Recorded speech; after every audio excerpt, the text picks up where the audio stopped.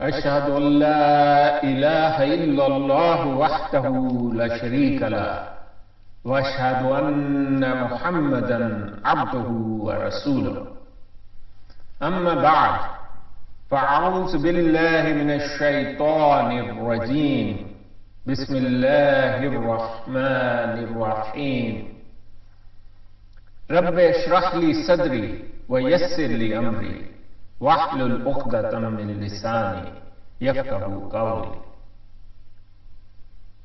الحمد لله وسلام على عباده الذين اصطفى.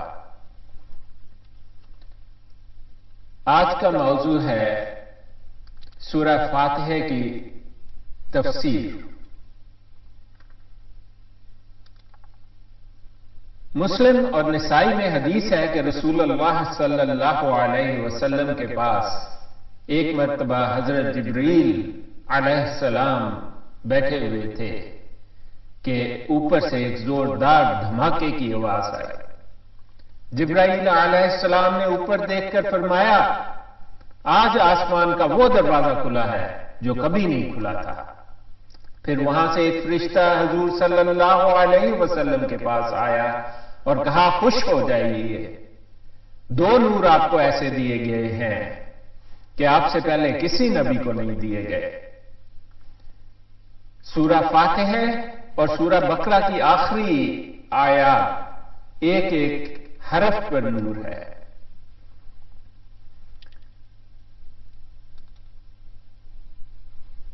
سورہ فاتحہ قرآن مجید کی سب سے پہلی سورت ہے جس کی احادیث میں بڑی فضیلت آئی ہے. فاتح کے معنی آغاز اور ابتدا کے ہے، اس لیے اسے الفاتح یعنی فاتحۃ الکتاب کہا جاتا ہے. اس کے اور بھی متعدد نام احادیث سے ثابت ہیں، مثلا ام القرآن، السبع المثانی، القرآن العظیم، الشفاء اور الرقیہ. اس کا ایک اہم نام الصلاۃ بھی ہے، جیسا کہ ایک حدیث قدسی میں ہے، اللہ تعالیٰ نے فرمایا، قسمت الصلاۃ بینی و بین عبدی. یہ حدیث صحیح مسلم کتاب الصلاۃ میں درج ہے. اس کے معنی ہے، میں نے نماز کو اپنے اور اپنے بندے کے درمیان تقسیم کر دیا ہے. رسول اللہ صلی اللہ علیہ وسلم نے فرمایا کہ اللہ تعالیٰ کا فرمان ہے کہ میں نے نماز کو اپنے اور اپنے بندے کے درمیان نصف نصف کر دیا ہے، اور میرا بندہ مجھ سے جو مانگتا ہے وہ میں دیتا ہوں.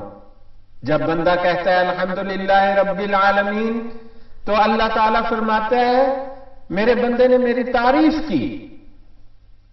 اسی لیے کہا جاتا ہے کہ جب ایک آیت پڑھیں تو اس کے بعد تھوڑا سا وقفہ کریں، کیونکہ اللہ تعالیٰ اپنے بندے کی دعا کا جواب دیتا ہے. پھر بندہ کہتا ہے الرحمن الرحیم، اللہ تعالیٰ فرماتا ہے میرے بندے نے میری ثنا بیان کی. پھر بندہ کہتا ہے مالک یوم الدین، اللہ تعالیٰ فرماتا ہے میرے بندے نے میری بزرگی بیان کی. بعض روایتوں میں ہے کہ اللہ تعالیٰ اس کے جواب میں فرماتا ہے میرے بندے نے خود کو میرے سپرد کر دیا. پھر بندہ کہتا ہے ایاک نعبد و ایاک نستعین، اللہ تعالیٰ فرماتا ہے یہ ہے میرے اور میرے بندے کے درمیان، اور میرا بندہ مجھ سے جو مانگے گا میں دوں گا. پھر بندہ ولضالین تک پڑھتا ہے، اللہ تعالیٰ فرماتا ہے یہ سب میرے بندے کے لیے ہے، اور یہ جو مانگے گا وہ اس کے لیے ہے.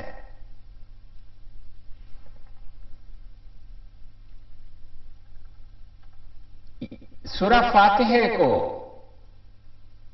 الرقیہ کا نام بھی دیا گیا ہے. رقیہ کا مطلب دم درود کرنا ہوتا ہے.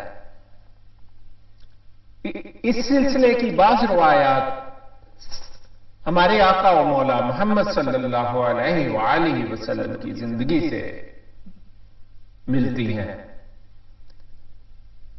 حضرت علی رضی اللہ عنہ اور حضرت فاطمہ الزہرا رضی اللہ عنہا کہ شادی کے دن ہمارے آقا و مولا محمد مصطفیٰ صلی اللہ علیہ وآلہ وسلم نے بعض آیات پڑھ کر ان پر دم کیا۔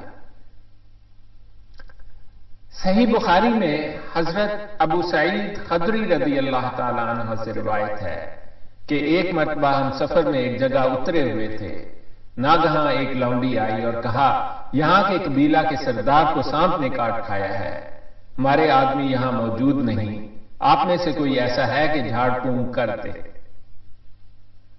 ہم میں سے ایک شخص اٹھ کر اس کے ساتھ ہو لیا۔ ہم نہیں جانتے تھے کہ یہ کچھ جھاڑ پھونک بھی جانتا ہے۔ اس نے وہاں جا کر کچھ دم کر دیا، خدا کے فضل سے وہ بالکل اچھا ہو گیا۔ اس نے 30 بکریاں دی اور ہماری مہمانی کے لیے دودھ بھی بہت سارا بھیجا۔ جب وہ واپس آئے تو ہم نے پوچھا، کیا تمہیں جھاڑ پھونک کا علم تھا؟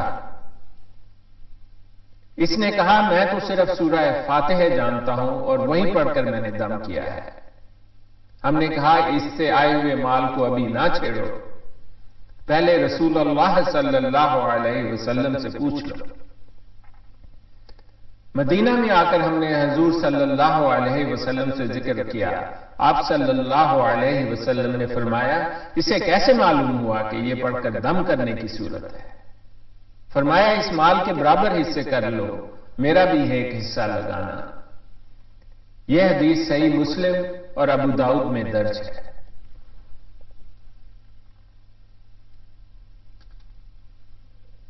اسی طرح قرآن پاک میں اس صورت کے بارے میں خاص طور پر آیت نازل ہوئی۔ اللہ تعالیٰ نے فرمایا، وَلَقَدْ آتَيْنَاكَ سَبْعًا مِنَ الْمَثَانِي وَالْقُرْآنِ الْعَظِيمِ کہ ہم نے آپ کو بار بار پڑھے جانے والی 7 آیات دی ہیں، ان سے مراد سورہ فاتحہ ہے۔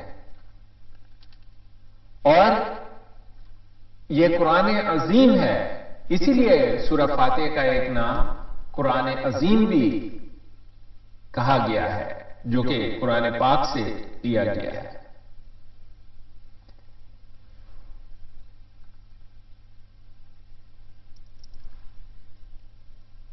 نماز میں سورہ فاتحہ کا پڑھنا بہت ضروری ہے۔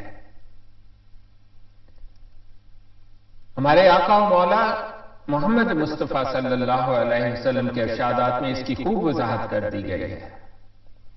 فرمایا، لا صلاۃ لمن لم یقرأ بفاتحۃ الکتاب۔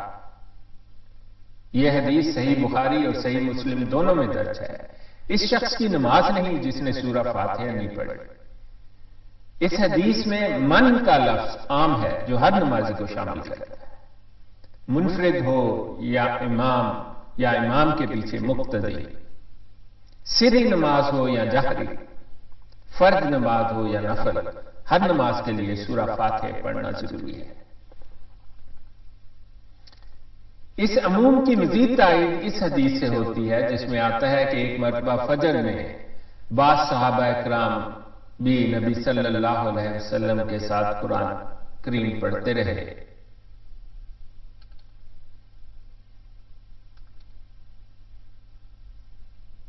جس کی وجہ سے آپ صلی اللہ علیہ وسلم پر قراءت بوجھل ہو گئے۔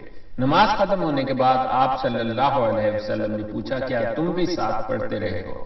انہوں نے اس بات میں جواب دیا تو آپ نے فرمایا، تم ایسا مت کیا کرو، البتہ سورہ فاتحہ ضرور پڑھا کرو، کیونکہ اس کے پڑھے بغیر نماز نہیں ہوتی۔ یہ حدیث ابو داؤد، ترمذی اور نسائی تینوں میں درج ہے۔ اسی طرح ابو ہریرہ رضی اللہ عنہ سے مروی ہے کہ نبی صلی اللہ علیہ وسلم نے فرمایا، جس نے بغیر فاتحہ کے نماز پڑھی تو اس کی نماز ناقص ہے، اور یہ بات آپ نے 3 مرتبہ کہی۔ ابو ہریرہ رضی اللہ عنہ سے عرض کیا گیا کہ امام کے پیچھے بھی ہم نماز پڑھتے ہیں، اس وقت کیا کریں؟ حضرت ابو ہریرہ رضی اللہ عنہ نے فرمایا، اقرا بہا فی نفس، امام کے پیچھے تم سورہ فاتحہ اپنے جی میں پڑھو، اپنے دل میں پڑھو. یہ حدیث صحیح مسلم میں درج ہے.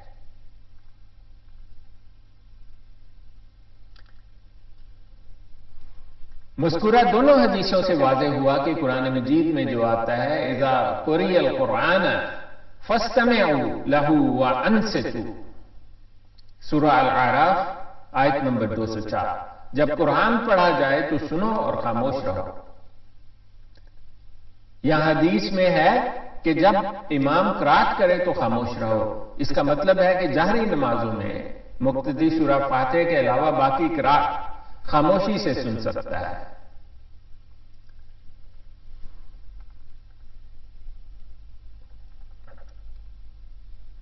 سورہ فاتحہ بسم اللہ الرحمن الرحیم سے شروع ہوتی ہے. یہ سورہ نمل کی ایک آیت ہے اور سورہ نمل کا حصہ مانی جاتی ہے. بسم اللہ کی بابت اختلاف ہے کہ آیا یہ ہر سورت کی مستقل آیت ہے یا ہر سورت کی آیت کا حصہ ہے، یا صرف یہ سورہ فاتحہ کی ایک آیت ہے یا کسی بھی سورت کی مستقل آیت نہیں ہے. اسے دوسری سورت سے ممتاز کرنے کے لیے ہر سورت کے آغاز میں لکھا جاتا ہے. مکہ اور کوفہ کے لوگ اسے سورہ فاتحہ سمیت ہر سورت کی آیت قرار دیتے ہیں، جبکہ مدینہ، بصرہ اور شام کے قاری اسے کسی بھی سورت کی آیت تسلیم نہیں کرتے، سوائے سورہ نمل کی آیت نمبر 30 کے، کہ اس میں بالاتفاق بسم اللہ الرحمن الرحیم اس سورت کا جزو ہے. اسی طرح جہری نمازوں میں اس کے اونچی آواز سے پڑھنے میں بھی اختلاف ہے. بعض اونچی آواز سے پڑھنے کے قائل ہیں اور بعض خاموشی سے پڑھنے کے قائل ہیں. پڑھنی ضرور چاہیے اور دونوں صورتوں میں پڑھنا جائز ہے.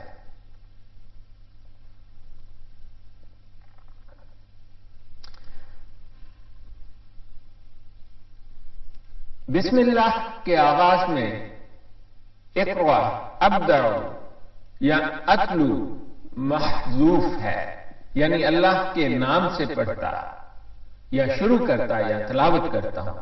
ہر اہم کام کے شروع کرنے سے پہلے بسم اللہ الرحمن الرحیم پڑھنے کی تاکید کی گئی ہے. چنانچہ حکم دیا گیا ہے کہ کھانے، ذبح، وضو اور جماع سے پہلے بسم اللہ پڑھو. تاہم قرآن کریم کی تلاوت کے وقت بسم اللہ الرحمن الرحیم سے پہلے اعوذ باللہ من الشیطان الرجیم بھی پڑھنا ضروری ہے، جیسا کہ قرآن پاک کی سورہ نحل آیت نمبر 98 میں درج ہے فَإِذَا قَرَأْتَ الْقُرْآنَ فَاسْتَعِذْ بِاللَّهِ مِنَ الشَّيْطَانِ الرَّجِيمِ. جب تم قرآن کریم پڑھنے لگو تو اللہ کی جناب میں شیطان رجیم سے پناہ مانگو. الحمدللہ رب العالمین،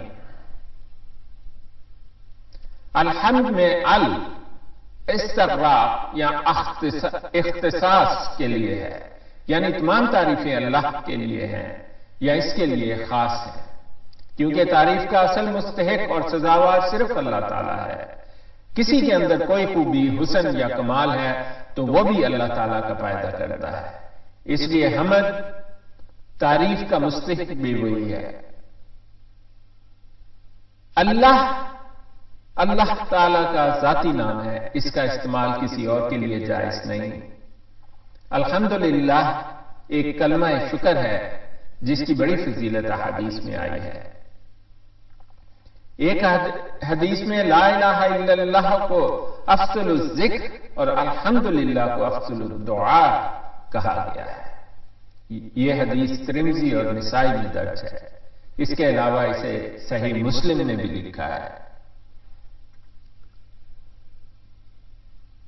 صحیح مسلم میں درج ہے الحمدللہ میزان کو بھر دیتا ہے. اس لیے ایک اور حدیث میں آتا ہے کہ اللہ اس بات کو پسند فرماتا ہے کہ ہر کھانے پر اور پینے پر بندہ اللہ تعالیٰ کی حمد کرے اور الحمدللہ کہے.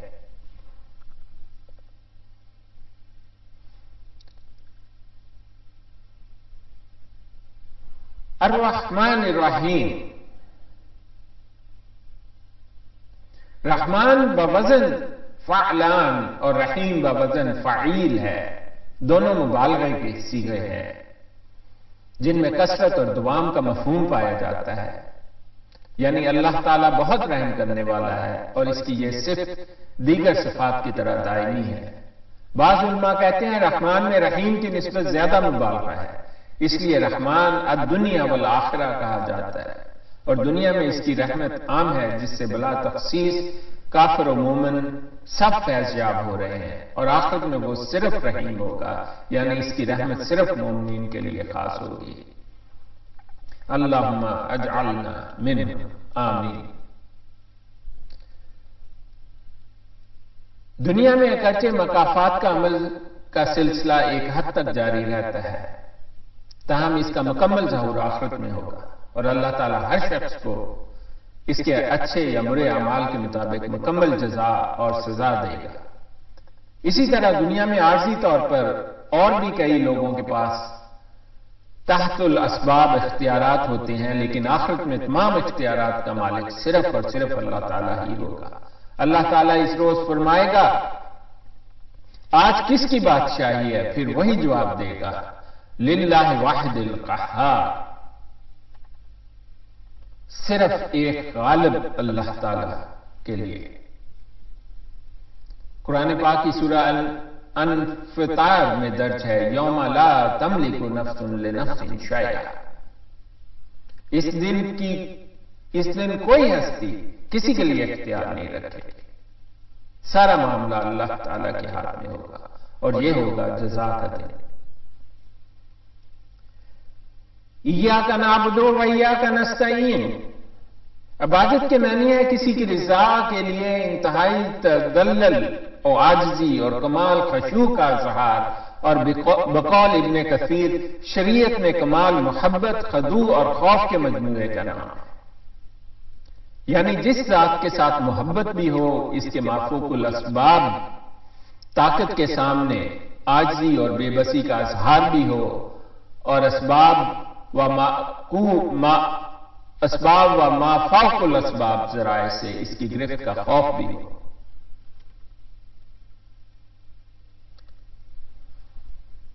ایاک نعبد و ایاک نستعین کا مطلب ہے ہم تیری ہی عبادت کرتے ہیں اور تجھ سے ہی مدد چاہتے ہیں، لیکن اللہ تعالیٰ نے یہ مفعول کو فعل پر مقدم کر کے ایاک نعبد و ایاک نستعین فرمایا، جس سے مقصد اختصاص پیدا کرنا، یعنی ہم تیری ہی عبادت کرتے ہیں اور تجھ سے ہی مدد چاہتے ہیں۔ نہ عبادت اللہ کے سوا کسی اور کی عبادت جائز ہے، اور نہ استعانت ہی کسی اور سے جائز ہے۔ ان الفاظ سے شرک کا سد باب کر دیا گیا ہے، لیکن جن کے دلوں میں شرک کا روگ راپ آ گیا ہے وہ مافوق الاسباب اور مختحت الاسباب استعانت میں فرق کو نظر انداز کر کے عوام کو مبالغے میں ڈال دیتے ہیں، اور کہتے ہیں کہ دیکھو ہم بیمار ہو جاتے ہیں تو ڈاکٹر سے مدد حاصل کرتے ہیں، بیوی سے مدد چاہتے ہیں، ڈرائیور اور دیگر انسانوں سے مدد کے طالب ہوتے ہیں۔ اس طرح وہ یہ باور کراتے ہیں کہ اللہ کے سوا اوروں سے مدد مانگنا بھی جائز ہے، حالانکہ اسباب کے ماتحت ایک دوسرے سے مدد چاہنا اور مدد کرنا یہ شرک نہیں ہے، یہ تو اللہ تعالیٰ کا بنایا ہوا نظام ہے جس میں سارے کام ظاہری اسباب کے مطابق ہی ہوتے ہیں، حتیٰ کہ انبیاء بھی انسانوں کی مدد حاصل کرتے ہیں۔ حضرت عیسیٰ علیہ السلام نے فرمایا من انصاری الی اللہ، سورہ صف، اللہ کے دین کے لیے کون میرا مددگار ہے؟ اللہ تعالیٰ نے اہل ایمان کو فرمایا وَتَعَاوَنُوا عَلَى الْبِرِّ وَالتَّقْوَى، سورہ مائدہ آیت نمبر 2، نیکی اور تقوی کے کاموں میں ایک دوسرے کی مدد کرو۔ ظاہر بات ہے کہ یہ تو تعاون ممنوع ہے، نہ شرک بلکہ مطلوب و محمود ہے، اس کا اصطلاحی شرک سے کوئی تعلق نہیں۔ شرک تو یہ ہے کہ ایسے شخص سے مدد طلب کی جائے جو ظاہری اسباب کے لحاظ سے مدد نہ کر سکتا ہو، جیسے کسی فوت شدہ شخص کو مدد کے لیے پکارنا، اس کو مشکل کشا اور حاجت روا سمجھنا، اس کو نافع اور دار باور کرنا، اور دور نزدیک سے ہر ایک کی فریاد سننے کی صلاحیت سے بہرور تسلیم کرنا، اس کا نام ہے ما فوق الاسباب طریقے سے مدد کرنا۔ اور اسے خدائی صفات سے متصف ماننا، اسی کا نام شرک ہے، جو بدقسمتی سے محبت اولیاء کے نام پر مسلمان ملکوں میں عام ہے۔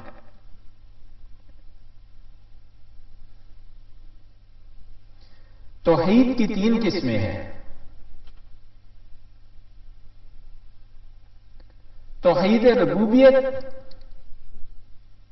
جس کا مطلب ہے کہ اس کائنات کا خالق، مالک، رزاق اور مدبر صرف اللہ تعالی ہے۔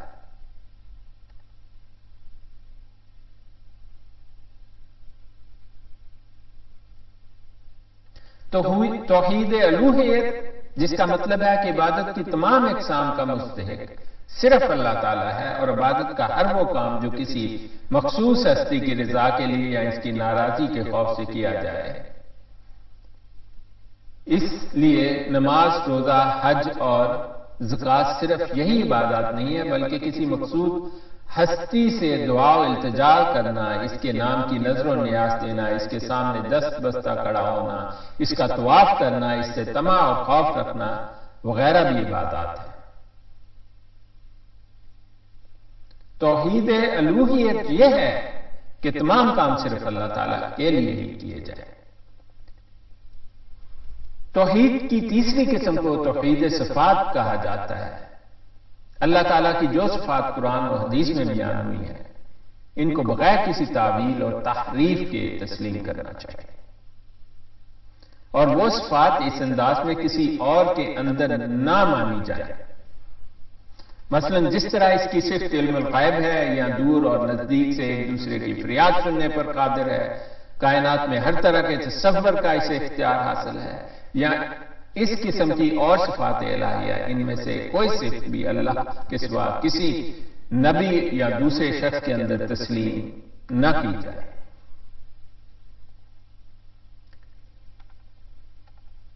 اہدنا الصراط المستقیم،